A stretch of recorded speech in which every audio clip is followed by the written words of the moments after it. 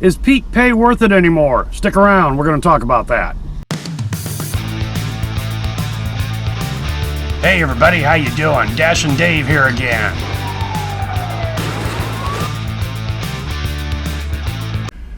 Everything I'm going to talk about today is going to tie in directly with an upcoming video about an issue in the delivery gig economy that once it hits, very possibly could be a complete game changer. Stick around. Peak pay, is it worth coming out on peak pay? Now the answer used to be absolutely. We've all seen the heat maps over the last couple years where it's blood red and it's $3.50 peak pay or more or whatever, you know, depending on your market. That means there's high customer demand but not enough delivery personnel to fulfill the demand, and they're drawing you out, telling you to come on out. We got business for you. We're even gonna pay you more for that business. But look at this heat map here, and this is what I've seen the last few weeks, is a cool gray map with, in this case, $2.50 peak pay until 10:59 a.m. It is 8:30 right now. What's that tell us? Low demand, low number of drivers, but DoorDash wants to get the food to the people, so they're drawing you out with peak pay because it's so freaking slow. So it's the exact opposite of what we're kind of used to in peak pay. Peak pay used to be, come on out, there's tons of work for you, we're going to pay you extra. This one here is, there's not that much work, but come out and make a few dollars anyway. And that's what I've been beating this dead horse over and over again the last few sets of videos, that this summer of 2022 is completely brand new for everyone, including the algorithms, DoorDash, Grubhub, Uber Eats, all of them. I think the algorithms are learning, and I think they're missing it, at least in my market. The last couple peak pays have been okay because of peak pay. The last video that I made about peak pay, I think peak pay was $21 or $24 for that 4-hour chunk, which, hey, you know, thank you very much. Yesterday, Thursday, no peak pay. Thursdays, traditionally in my market, a decent market, but not overwhelming. And yesterday was just a banging day, $192 in 8 hours and 15 minutes. Had a couple slow chunks there of about 20 minutes at a time, but what was really interesting was my 2 to 4 p.m. hours, which generally is a little bit of a slowdown between lunch and dinner. I was busy pretty much the whole 2 hours. Now, yesterday, between DoorDash and Uber Eats, they were just falling into my lap. I did, I think, about 3 or 4 DoorDash Uber Eats doubles that I picked up an order on one of them, and then another one rang in. The other app rang in with a pickup either at the same place or just right around the corner. And even more spectacular, in a couple occasions, the delivery was literally around the corner. Had a couple Uber Eats doubles. I'm seeing more of those. Used to be just single Uber Eats, but I'm seeing doubles. Uber Eats gives me an offer. We saw that yesterday in that one video that I just put up, where I got that $4.88 Starbucks run from sitting here at Hy-Vee Center, 2 miles out to Starbucks, and then back here to the Duff Zone, and then a $3 one got put on top of that, which is literally a half a mile away from the first drop-off. $7.88 for that. Hell yeah, that was great. Also yesterday, had a huge Uber Eats delivery, 17 items from one of the taco trucks that showed $11.88 going way out south to a corporate building, bioplasma, blood plasma place. Then a $9 one got added on that was a drop-off on the way to that corporate office. So that was $20 right there. Ultimately, the whole trip paid $25. There was like $6 hidden tip on that massive taco truck corporate delivery. So that one helped out the day's average tremendously. Of course it did. This morning, this happened.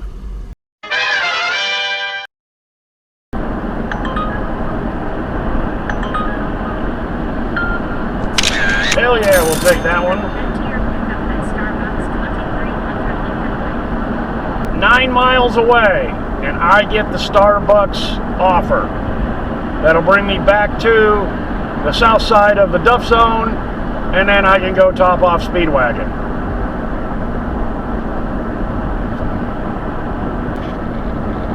Yeah, that's a good sign. Always like to see that.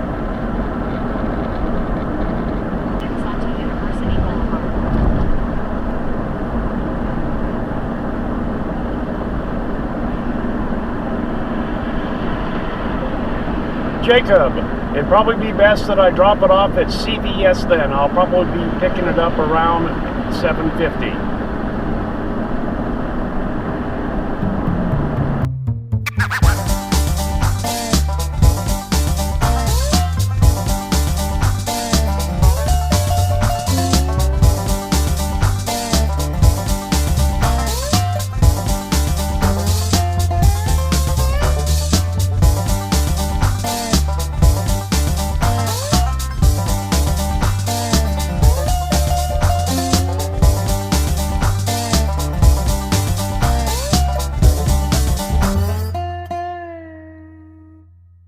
All right, that was an interesting one. The customer texted me, and I'll put it up here in a screenshot, that they had to be to work at CVS right down a block from Starbucks. So if I started the delivery at 7:50 to meet them at the CVS parking lot. And there was no way I was going to be able to get it to their place in time. And so I just dropped it off to her, and I said, hey, when did you place this? And she goes, a long time ago. And I said, well, from my point of view, that's great that I got the offer halfway between Nevada and Ames. That means there's not that many out here. And she said, yeah, she even called support, Uber Eats support. And they said, we'll try to get it to somebody as soon as we can. Well, that was me almost 20 minutes ago, halfway between Ames and Nevada. Unlike Doordash, it was very easy to hand it off to her. I just selected photo and skip, and then put in the notes, hand to customer, because she goes, is this going to be a problem because you're 2 miles away from where I live? And I said, well, this is the first time I've ever done this with Doordash, with Uber Eats. I know Doordash is kind of a picky thing, but bang, it went right on through. So that's a good one there. All right, so we'll go ahead and top off Speedwagon with $4.49 a gallon gasoline, and then we'll start the day. I mean, the day's already been a pretty good start in my book, so no pings since I dropped it off to her. Of course, I'm not on Doordash yet. Doordash, my time scheduled is for 9, and it's 8 o'clock right now. So we're gonna do, there's a little bit of experimentation going on here. We'll talk about that a little bit later. So again, one more time, halfway between Nevada and Ames coming into town here, I'm getting Uber Eats offers, or DoorDash offers. In this case, it was Uber Eats. And I love that sign. I love that sign. That means there's no Uber Eats people out here. So now, Uber Eats doesn't have peak pay like DoorDash does, of course. But the two kind of go hand in hand. In this case here, where they're calling for dashers because they know that there's not going to be that many people out here because it's so freaking slow, but they want to get the customers their order, they put on peak pay. If there's not a whole lot of door dashers out here and they're having to put peak pay out to lure you out, that means there's also not Uber Eats guys and gals out there, because, you know, a lot of people multi-app here, you know, like me. Okay, so I have found that when it's slow on DoorDash, it's slow on Uber Eats, yada, yada, yada. But when there's peak pay on DoorDash, the Uber Eats offers are pretty good too. Again, because there's not a whole lot of people out here doing this stuff. That's the new wave of peak pay, at least right now, when it's slow, is they're drawing you out in order to get the customers their delivery because they know it's so damn slow. But then we go to a day like Thursday, and then I believe there was a Monday 3 weeks ago where we had $3.50 peak pay. Then the following Monday we did not. I roughly made, and I'll look at this on my spreadsheets, and we'll do a little bit of a post-production voiceover. We'll take a look at this, and you know, one day compared to the other, you really can't do it, but you can start to see patterns, yada, yada, yada. Be careful what you think you see. And that's where I'm kind of learning this right now. Am I seeing what I think I'm seeing, or is it not there? But anyway, yesterday, banging day, no peak pay. You go back and you look at this last Monday with peak pay, which I believe, like I said, was $21 to $24 for the whole day's take.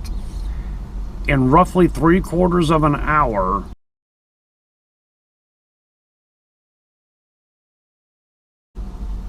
on Tuesday, I made the same amount of money without it being peak pay if you take off the peak pay, the $21 of peak pay.